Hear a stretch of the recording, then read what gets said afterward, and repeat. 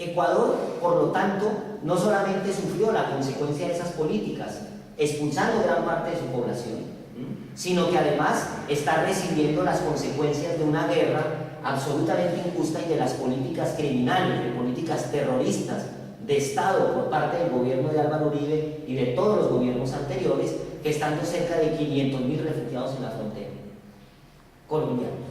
Tengo entendido que hasta recientemente se ha sabido de que el propio presidente del país ha sido objeto de espionaje por parte de los órganos de inteligencia colombianos.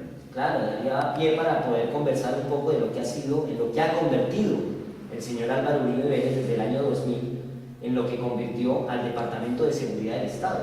Lo ha convertido en una empresa criminal. Y una empresa criminal porque no solamente es que los funcionarios de esta institución, que son los encargados del registro migratorio de todo el país, de todos los ciudadanos que ingresan y salen del país, sino que además lleva el registro dactilar, lleva todo el récord judicial de cada ciudadano y ciudadana colombianos.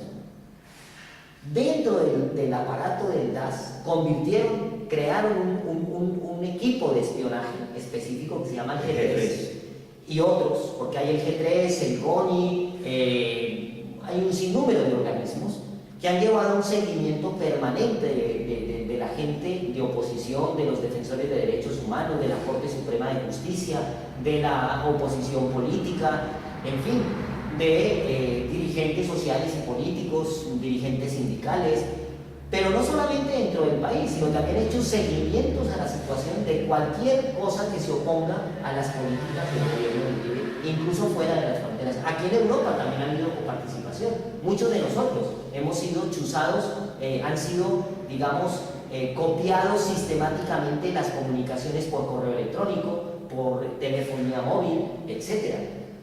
Y ahora nos encontramos con que a medida que se va profundizando y se va investigando este tema, pues encontramos que hay el teléfono mismo particular, el teléfono móvil particular del presidente Correa, ha estado chuzado por el gobierno de Uribe. ¿Quién da las órdenes para que se hagan estas cosas? Pues las da efectivamente el propio presidente. Porque el Departamento de Seguridad del Estado, todos sus directores han sido elegidos por Uribe, por el presidente, y incluso sus directores también. Actualmente hay un proceso jurídico contra ellos. Pero obviamente yo llamo la atención sobre este fenómeno porque en el mundo del refugio, evidentemente que estas políticas criminales pues hacen un daño enorme, ¿no? Tan enorme que recordemos también lo que sucedió en Ecuador, un crimen de agresión por parte del gobierno colombiano en conjunción con la estrategia norteamericana de dar, digamos, hacer una agresión al gobierno ecuatoriano en territorio ecuatoriano para dar muerte a uno de los comandantes, Raúl Reyes, de las FARC en territorio ecuatoriano.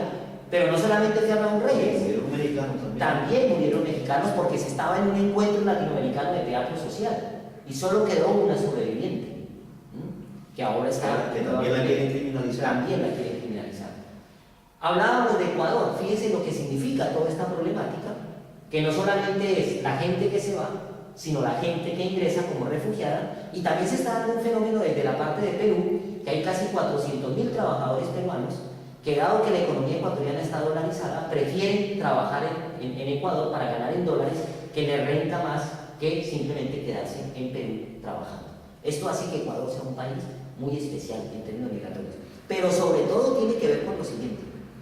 Ecuador, el gobierno de Correa, fijándose en esta problemática migratoria, pues lo que plantea es que es necesario incorporar en la política de Estado la política migratoria. Y entonces en la modificación de la Constitución Nacional Ecuatoriana hay una modificación e incorpora precisamente los mismos principios de la Convención de los Derechos de los Trabajadores Migrantes, porque Ecuador la ha firmado y ratificado, incorpora esos principios de ciudadanía universal dentro del propio marco constitucional. Esto es supremamente importante. Y por otra parte, crea una política, una institucionalidad, que es tener una Secretaría Nacional de Migrante que tiene al mismo tiempo rango ministerial. Es un ministerio. Ese Ministerio de Política Migratoria no solamente trabaja con las familias de las personas que emigraron, y entonces tienen todo un dispositivo por todas las provincias, en el norte, en el sur, en la zona indígena en la zona de costa, que trabaja con las familias, con los familiares de la gente que migró, para acompañar a los hijos, para acompañar a los nietos, para acompañar a los abuelos que se quedaron con los nietos, etc. Sino que también comienza a trabajar con los inmigrantes que han llegado a Ecuador. Y entonces tiene esa doble función. Hacia adentro del país. Trabaja con los familiares de los que se fueron, de los emigrados, y trabaja con los inmigrantes que están llegando al país. Primer fenómeno. Y segundo de esta política es trabajar por el acompañamiento social o psicosocial y político de los ecuatorianos que están fuera de Ecuador. Entonces se ha creado una política integral por las migraciones. Exactamente. Así, los emigrantes y los inmigrantes. Y luego aquí en el exterior, por ejemplo en el caso de Europa, en las principales ciudades donde hay mayor cantidad de ecuatorianos migrantes, pues lo que han hecho es crear CENAMIs, Secretarías del Migrante, unas oficinas que permiten una atención particularizada a los ciudadanos ecuatorianos. No es lo mismo que un consulado, no es lo mismo que la embajada, porque el consulado es para temas burocráticos del papeleo. No, la Secretaría del Migrante se encarga de la atención sobre qué pasa con su trabajo, qué pasa con sus papeles. En caso, por ejemplo, se han presentado situaciones tan dramáticas como, no sé si se acuerdan, que la precariedad en la que muchos migrantes ecuatorianos tienen que trabajar llevó a que un día hubiese un accidente cerca de Murcia de un tren que se llevó y finalmente murieron muchas personas. Bueno, no había condiciones económicas para poder hacer la repatriación de los cadáveres. ¿Quién se encarga de eso? Entonces, esta secretaría, uno de los trabajos que hace es el seguimiento de la problemática de los ciudadanos ecuatorianos. O ahora que se está en tiempos difíciles, en tiempos de crisis, muchos se les formula posibilidades de retornar a sus países. Entonces ellos favorecen la política de retorno. Por ejemplo, dan incentivos para que la gente pueda con facilidad llevar los instrumentos de trabajo, la maquinaria que requieran para llegar a invertir en el país. Si retornan los ecuatorianos a su país, tienen que retornar e incorporarse en el plan de desarrollo que el Estado ecuatoriano está construyendo. Entonces genera una dinámica distinta. Miren la diferencia con las políticas de retorno que se están generando en Europa, fruto de esa directiva europea. Aquí, por ejemplo, el Ministerio de Trabajo tiene programas de retorno y se dan las siguientes condiciones.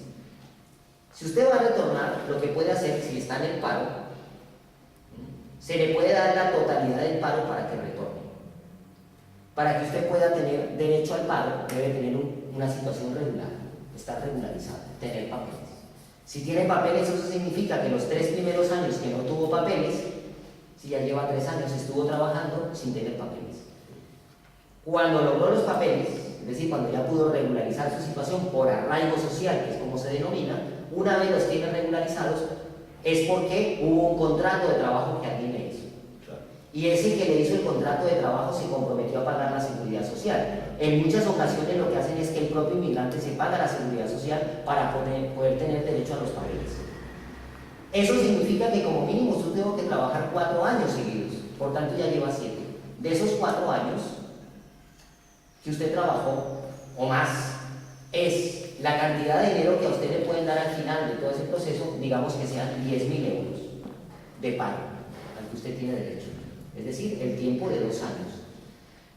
Si a usted le van a dar la totalidad del paro, lo que dice la normativa es que a usted solo le dan aquí en España el 40%.